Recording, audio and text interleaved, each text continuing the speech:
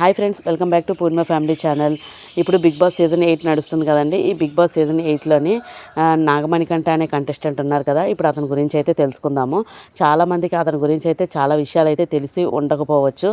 ఎందుకంటే అతను స్టార్టింగ్ లోపల ఎంట్రీ ఇచ్చినప్పుడైతే చాలా మంచి జ్యూస్తోనైతే వచ్చారనమాట, నవ్వుతూను. కాకపోతే లోపలికి వచ్చేసిన తర్వాత ఫుల్ ఎమోషన్స్తోని మూట కట్టుకొని అయితే కూర్చున్నారు. స్టార్టింగ్లోనే ఏవనంటే చిన్నదానికి కూడా ఏడ్చేయడం అయితే మొదలుపెట్టారు. నేను సెన్సిటివ్, నేను ఇంతే అని కూడా చెప్తున్నారనమాట. ఏమనంటే తన ఫ్యామిలీ మ్యాటర్స్ అన్నీ బయటకు తీసి చాలా సెన్సిటివ్ అయిపోయి నేను దానికోసం వచ్చాను, ఏదో సాధించడానికి వచ్చాను అని చెప్పేసి అంటున్నారు స్టార్టింగ్ నుంచి. అతను అలా అనుకోవడం ఎంతవరకు కరెక్ట్ అంటే కామెంట్ సెక్షన్లో పెట్టండి. నెక్స్ట్ వచ్చేసి నాగమణికంఠ అనే అతను స్టార్టింగ్ నుంచి తన బయోగ్రఫీ అయితే అందరికీ చెప్పుకుంటూ వస్తున్నారు. అది ఏంటంటే తన చిన్నప్పుడే తన ఫాదర్ అయితే చనిపోయారనమాట. చనిపోయిన తర్వాత వాళ్ళ మదర్ అయితే తనకి 2 years ఉన్నప్పుడే మదర్ అయితే మ్యారేజ్ చేసుకున్నారు. అంటే స్టెప్ ఫాదర్ అనమాట. ఆ స్టెప్ ఫాదర్ అనే అతను సరిగ్గా చూడట్లేదనో మరొకటనో అతనైతే ఫీల్ అయ్యి బయటకైతే వచ్చేసారనమాట. స్టెప్ ఫాదర్ అని తెలిసిన తర్వాత బయటకు వచ్చేసి ఎన్నో స్ట్రగుల్స్ అయితే ఫేస్ చేశానని చెప్తున్నారు. తర్వాత నెక్స్ట్ వచ్చేసి తను ఎంతో కష్టపడి చిన్న బయోగ్రఫీ స్టోరీస్ కానీ మరొకటి కానీ ఇన్స్టాగ్రాముల్లో కానీ వెబ్ సీరియల్స్లోనూ వాటిల్లోనూ బాగా అయితే యాక్ట్ చేసి నిలదొక్కున్నారు. ఆ తర్వాత వాళ్ళ అమ్మగారు ఎప్పుడో చెప్పారటండి, నేను వాళ్ళ అమ్మగారికి అయితే ఒంట్లో బాగోక ఆవిడ కూడా చనిపోయారనమాట. ప్రాబ్లంతోని చనిపోయినప్పుడు ఆవిడ చెప్పారంట, నేను నీ కడుపును పుడతానని. అతనేమో అయితే సరే మా అమ్మ కడుపును పుడుతుంది కదా అని మిస్మెచ్యూర్తోని ఉన్నప్పుడే సరిగ్గా అప్పుడే మ్యారేజ్ అంత అవగాహన లేనప్పుడే మ్యారేజ్ చేసేసుకున్నానని కూడా చెప్తున్నారు అతను. స్టేజ్ మీద అయితే చాలా చెప్పుకుంటూనే వచ్చారు స్టార్టింగ్ నుంచే. కొంచెం మ్యారేజ్ చేసుకునేటప్పుడు ఆలోచన చేసుకోవాల్సిందే అని కూడా చెప్పారనమాట. అంటే ఇప్పుడు తన వైఫ్తోని తను సరిగ్గా లేరని కూడా అన్నట్టుగా అక్కడ ఇంటిమేషన్ అయితే ఇచ్చేసారనమాట. అంటే మరేం లేదండి, అవన్నీ సెన్సిటివ్ మాటలు అందరికీ చెప్పుకుంటూ వస్తే ఏదో బిగ్ బాస్లోనే కొంచెం ముందుకు వెళ్ళొచ్చు అని మాత్రం ఏదో అనుకుని ఉండొచ్చు.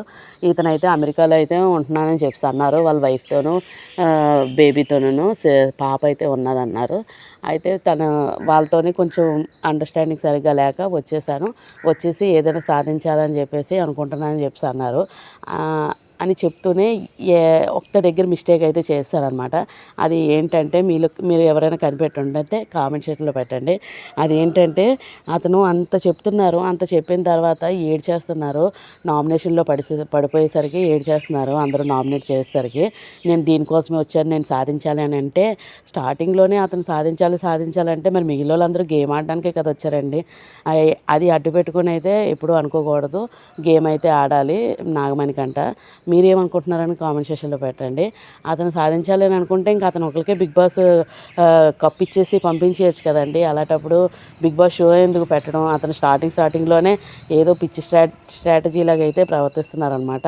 ఒకసారి ఏదో బ్రెయిన్ అయితే ఏదో పాడైపోయినట్టుగా బ్రెయిన్లోని ఇలా అనుకుంటూ చేతులతోనే అనుకుంటూ అందరికీ ఏదో సమ్ ఇరిటేటింగ్గా అదో రకంగా అయితే ప్రవర్తిస్తున్నారనమాట. స్టార్టింగ్లోనే కొంచెం జెన్యూన్గా మంచిగా ఆలోచించుకొని అసలు ఆ విషయాలు గతాన్ని మాట్లాడకుండా ముందుకెళ్ళిపోయి మంచిగా అయితే గేమ్ ఆడితే బాగుంటుందని అనిపిస్తుంది అందరికీ.